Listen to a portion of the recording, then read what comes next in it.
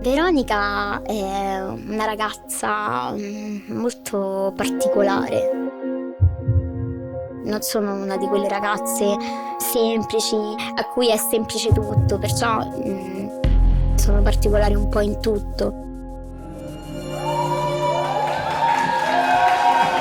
Mi piace molto essere quella bambola che ti fa giocare. Ma questo non significa che io poi sia quella che dice sempre di sì. Anzi, io sono un po', appunto, la bambola un po' cattivella che, ok, sì, ti faccio divertire, ma alle mie condizioni.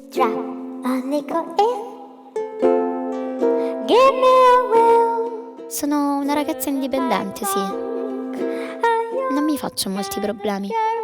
Se ho in mente di fare qualcosa, trovo il modo di farlo.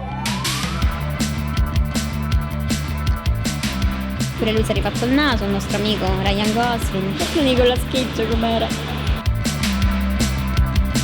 Benissimo, Veronica Ludovico e Davide Comici. Non so se esiste l'amore vero.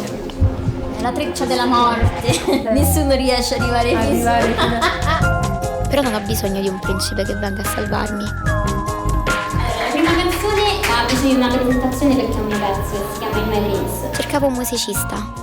Un annuncio sui social e ci siamo trovati. Ciao, Veronica. Sì. Piacere.